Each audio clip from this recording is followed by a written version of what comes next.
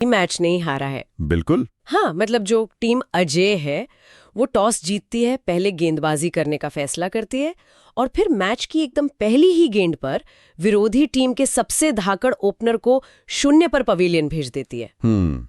किसी भी cricketing logic या गणित के हिसाब से तो ये मैच वहीं खत्म हो जाना चाहिए था। वही तो, मतलब पारी मुश्किल से 130 या 40 रनों पर सिमट जानी चाहिए थी। लेकिन आज की इस चर्चा में हम यही समझने वाले हैं कि कैसे सनराइजर्स हैदराबाद ने इस खौफनाक शुरुआत के बावजूद राजस्थान रॉयल्स के सामने 217 रनों का एक नामुमकिन सा पहाड़ खड़ा कर दिया। देखिए, T20 क्रिकेट के इतिहास में ऐसी घटनाएं बहुत ही कम देखने को मिलती हैं। मतलब जब विरोधी टीम का सबसे खतरनाक तेज गेंदबाज पहली ही गेंद पर विकेट ले तो बल्लेबाजी करने वाली टीम अक्सर बचाव की मुद्रा में चली आती है। बिल्कुल, एक सर्वाइवल मोड ऑन हो जाता है। एकदम सही। लेकिन बचाव करने के बजाय एक आक्रामक पलटवार कर देना ये असाधारण है। जब कोई टीम लगातार 4 मैच जीत चुकी होती है ना, जैसा राजस्थान रॉयल्स ने किया है, तो मैदान पर उनका रवैया एक मनोवैज्ञानिक ढाल की तरह काम करता है।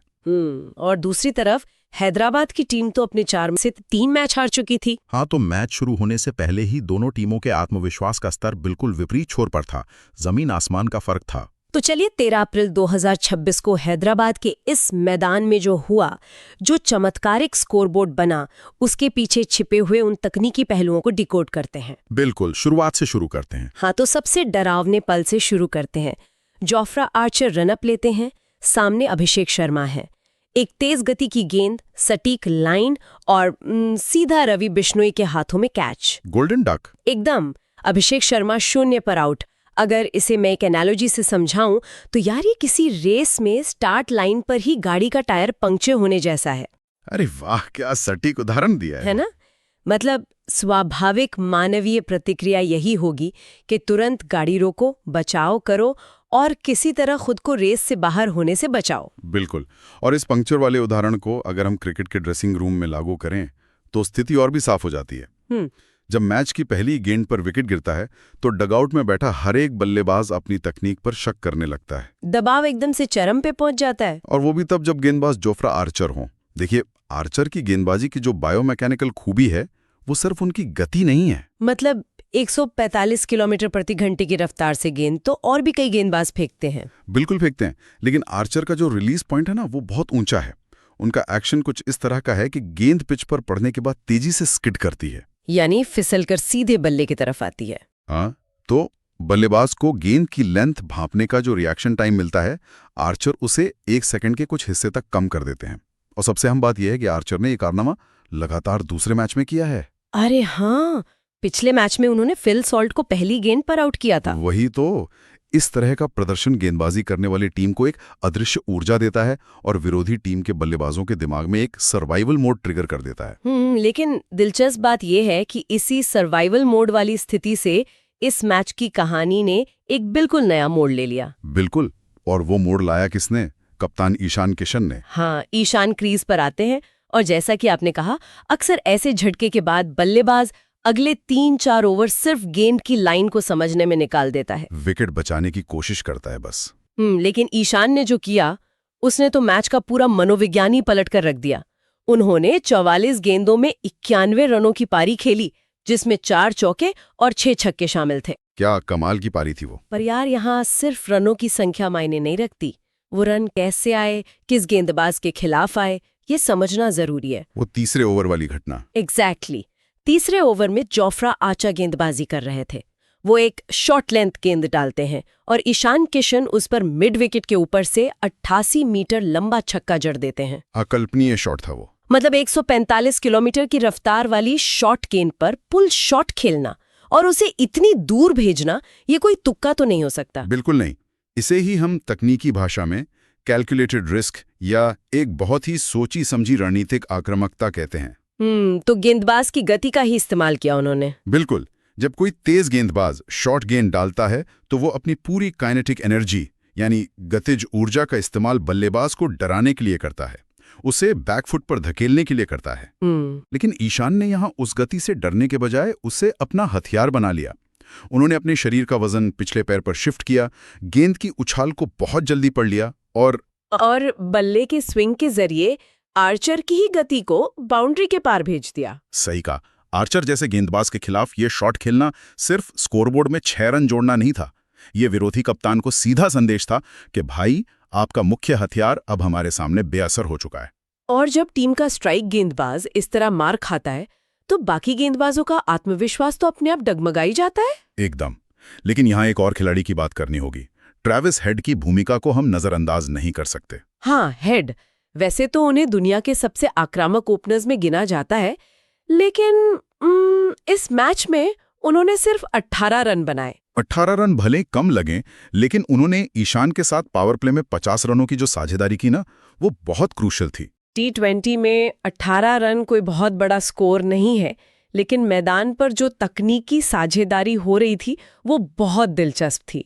हेड ने इस पारी में स्ट्राइक रोटेट करने का बेहतरीन काम किया। और स्ट्राइक रोटेट करना सिर्फ एक रन लेके दूसरे छोर पर जाना नहीं होता है। बिल्कुल नहीं, ये गेंदबाज की लय को तोड़ने का एक बहुत ही मारक तरीका है।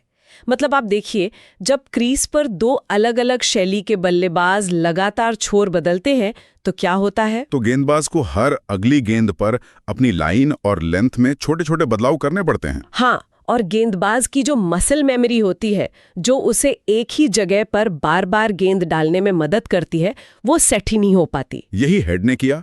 उन्होंने ईशान को स्ट्राइक दी, जो उस दिन गजब के फॉर्म में थे। उन्हें गेंद शायद फुटबॉल की तरह दिख रही थी। सच में। खैर, 7वें ओवर में रियान पराग की गेंद पर डोनोवन फरेरा के हाथों हेड आउट जरूर हो गए, लेकिन तब तक पहले विकेट से जो दबाव बना था ना, वो पूरी तरह से खत्म हो चुका था। एकदम हवा हो चुका था वो दबाव। और इस दबाव के खत्म होने का सबसे बड़ा सबूत हमें 11वें ओवर में मिला। ओ तुषार देशपांडे का वो ओवर। उस एक ओवर में 21 रन बने, जिसमें ईशान ने 3 चौके और 1 छक्का लगाया। सोचने वाली बात यह है कि किसी भी गेंदबाज की लेंथ अचानक इतनी खराब कैसे हो जाती है। वही तो मुझे लगता है, जब एक बल्लेबाज लगातार प्रहार कर रहा होता है तो गेंदबाज विकेट लेने के बजाय सिर्फ रन रोकने की मानसिकता में आ जाता है ना? बिल्कुल। वो बल्लेबाज के आर्क यानी उसके पसंदीदा हिटिंग जोन से दूर गेंद डालने की कोशिश करता है, और इसी प्रयास में गेंदबाज का रिलीज पॉइंट कुछ मिलीमीटर से चूक जाता है। दबाव के क्षणों में शरीर भी तो थोड़ा कड़ा हो जाता है। हाँ, और देशपांडे ने जब अपनी लेंथ बदलने की कोशिश की तो गेंद उनके हाथ से उस सही कोर पर नहीं छूटी जिस पर छूटनी चाहिए थी। नतीजा ये हुआ कि गेंद स्लॉट में आ गई। मतलब बिल्कुल उस जगह जहां बल्लेबाज उसे आसानी से हिट कर सकता है, और ईशान जैसे सेट बल्लेबाज को तो बस एक छोटी सी चूक की तलाश होती है। बिल्कुल। इस 21 रन के ओवर ने मैच का पूरा मोमेंटम हैदराबाद के पक्ष में कर दिया, और इसी बीच ईशान ने 30 गेंदों में अपना अर्धशतक भी पूरा कर लिया। क्या कमाल की पारी थी। अब तक हमारी बातें सुनकर ऐसा लग सकता है कि ये मैच सिर्फ बल्लेबाजों का शो था, लेकिन ऐसा नहीं है। हाँ, राजस्थान के गेंदबाजों ने भी कुछ बेहतरीन पल बनाए। बिल्कुल। इस 216 के पहाड़ के बीच भी राजस्थान के खिलाड़ियों ने कुछ ऐसे तकनीकी और मानसिक युद्ध लड़े जिन्होंने इस स्कोर को 240 तक जाने से रोक लिया। 14वें ओवर की उस घटना का जिक्र करना यहाँ बहुत जरूरी है। संदीप शर्मा की गेंदबाजी वाला पल। हाँ, संदीप शर्मा गेंदबाजी कर रहे हैं, ईशान किशन 91 के स्कोर पर खेल रहे हैं। ईशान एक शॉट खेलते हैं जो हवा में ऊंचा जाता है, और फिर संदीप शर्मा खुद कैच के लिए दौड़ते हैं, और विकेटकीपर ध्रुव जुरेल भी उसी गेंद की तरफ भागते हैं, और दोनों के बीच एक भयानक टक्कर होती है। लेकिन संदीप कैच नहीं छोड़ते। यार, आउटफील्ड में ऐसी टक्कर बहुत खतरनाक होती है। बहुत ज्यादा। शारीरिक रूप से अगर आप देखें तो जब एक खिलाड़ी का ध्यान पूरी तरह से हवा में तैरती गेंद पर होता है तो उसकी पेरिफेरल विजन यानी साइड की नज़र अपने ही 80-85 किलो के साथी खिलाड़ी को तेज गति से आते हुए देखती है। और इस क्षण में मस्तिष्क का स्वाभाविक रिफ्लेक्स शरीर को बचाने का होता है ना, गेंद पकड़ने का नहीं। बिल्कुल। तो उस शारीरिक बचाव की प्रवृत्ति को दबाकर गेंद पर आंखें जमाए रखना और टक्कर के इतने तेज झटके के बावजूद उंगलियों को गेंद के चारों ओर लॉक रखना, ये सच में असाधारण मानसिक एकाग्रता है। और इसे कैच ने पारी की काइनेटिक्स को कैसे तोड़ा, ये भी समझना जरूरी है।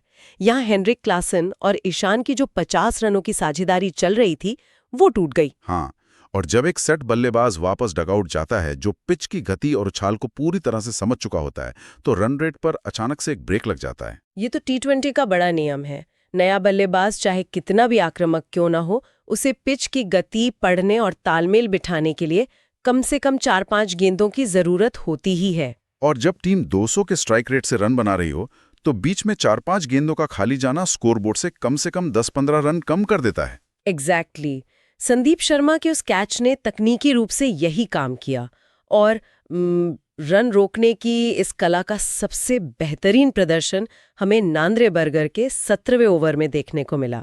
अरे वो ओवर तो गजब था, लगातार 4 यॉर्कर गेंदें। सच में T20 के अंतिम ओवरों में जहां बल्लेबाज हर गेंद को बाउंड्री के पार भेजने के लिए जान लगा देता है, वहां लगातार 4 यॉर्कर डालना किसी अचंभे से कम नहीं है। यॉर्कर की जो बायोमैकेनिक्स होती है ना, वो अपने आप में बहुत जटिल है। बिल्कुल, मतलब गेंदबाज को अपनी नजरें बल्लेबाज के जूतों पर टिकानी होती हैं और गेंद को हवा में एक खास ट्रेजेक्ट्री पर छोड़ना होता है। और इसीलिए यॉर्कर फेंकना क्रिकेट के सबसे कठिन कौशलों में गिना जाता है।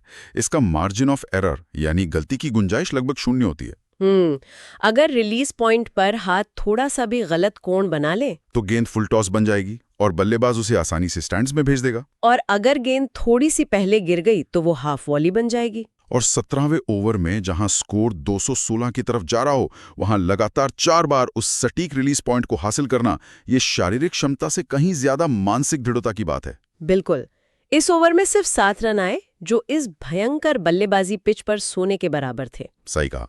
अब जरा मैच की रणनीतिक पृष्ठभूमि और अंतिम ओवरों के उन फैसलों पर बात कर लेते हैं जिन्होंने 217 के इस विशाल लक्ष्य को जन्म दिया। हाँ, क्योंकि मैदान पर जो होता है उसके बीज तो ड्रेसिंग रूम में ही बोए जाते हैं। बिल्कुल। देखिए, मैच से पहले हैदराबाद ने अपने 2 मुख्य और अनुभवी गेंदबाजों हर्षल पटेल और जयदेव उनादकट को ड्रॉप कर दिया था। हमारे पास अनुभवी गेंदबाज नहीं है, इसलिए हमें एक अतिरिक्त रन कुशन बनाना ही होगा। ये बहुत ही बढ़िया पॉइंट है। इस तरह के फैसले बल्लेबाजों के अवचेतन पर बहुत गहरा प्रभाव डालते हैं। जब आपके मुख्य डेथ ओवर स्पेशलिस्ट नहीं खेल रहे होते तो बल्लेबाजों का रणनीतिक कैलकुलेशन अपने आप बदल जाता है। उन्हें पता होता है कि 180 या 90 का स्कोर आज शायद काफी नहीं होगा। बिल्कुल, उन्हें गणितीय रूप से 20 या 30 रनों का एक एक्स्ट्रा मार्जिन चाहिए होता है। और यही कारण था कि ईशान किशन के आउट होने के बाद भी हेनरिक क्लासन ने उसी आक्रामक टेम्पो को बनाए रखा। क्लासन ने 40 रनों की बहुत अहम पारी खेली यार। 15वें ओवर में नांद्रे बर्गर की ही गेंद पर उन्होंने छक्का लगाकर टीम को 150 के पार पहुंचाया था। मध्य क्रम के बल्लेबाज का काम सिर्फ टिकना नहीं होता, बल्कि उस गतिज ऊर्जा को आगे बढ़ाना होता है जो टॉप ऑर्डर ने बनाई है। और पारी का अंत भी उतना ही रणनीतिक था।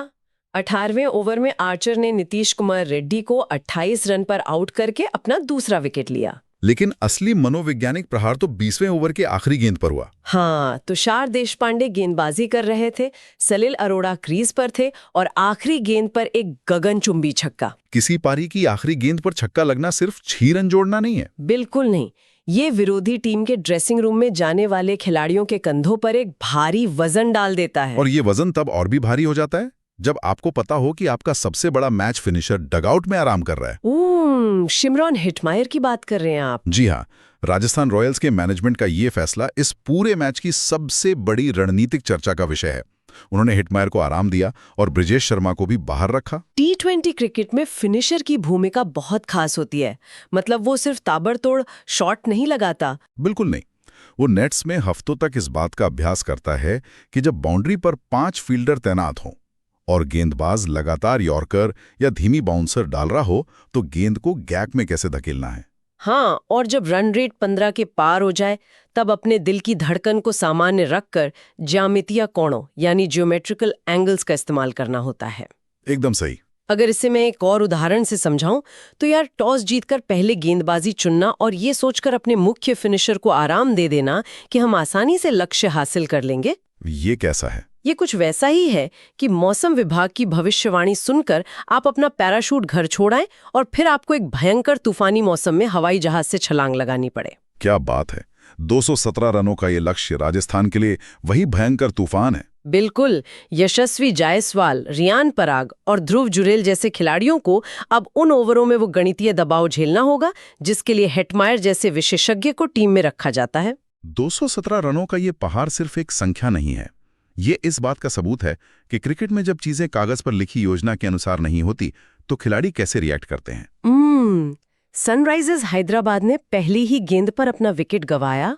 उनके पास अनुभवी गेंदबाज नहीं थे और वो पॉइंट्स टेबल में सबसे नीचे थे। इसके बावजूद उन्होंने रिएक्टिव होने के बजाय एक प्रोएक्टिव रवैया अपनाया। हाँ, ईशान किशन की पारी से लेकर आखिरी गेंद के छक्के तक हर घटना ने राजस्थान के उस अभेद्य आभा मंडल में सेंध लगाने का काम किया है, जो उन्होंने लगातार 4 मैच जीतकर बनाया था। बिल्कुल। और ये पूरा परिदृश्य हमारे लिए एक बहुत ही गहरा सवाल छोड़कर जाता है। कैसा सवाल? देखिए, एक तरफ वो टीम है जिसके पास खोने के लिए कुछ नहीं था और उसने बिना डरे अपना सबसे आक्रामक खेल दिखाया, और दूसरी तरफ राजस्थान रॉयल्स है जो अपनी जीत के रथ पर इस कदर सवार थी कि उन्होंने अपने सबसे बड़े फिनिशर को आराम देने का जोखिम उठा लिया। बहुत बड़ा रिस्क लिया। उन्हें 217 रनों के इस भारी दबाव को सोखने की मानसिक ताकत देगी, या फिर अजय होने का यही गुरूर, यही अति आत्मविश्वास इस पहाड़ जैसे लक्ष्य के सामने उनके पूरे ढांचे को चकनाचूर कर देगा। क्या बिना अपने मुख्य पैराशूट के ये टीम सुरक्षित लैंड कर पाएगी? इसका जवाब तो अब दूसरी पारी का हर एक ओवर ही देगा। इस मनोवैज्ञानिक और रणनीतिक उलझन की परतें अब खुली बाकी हैं।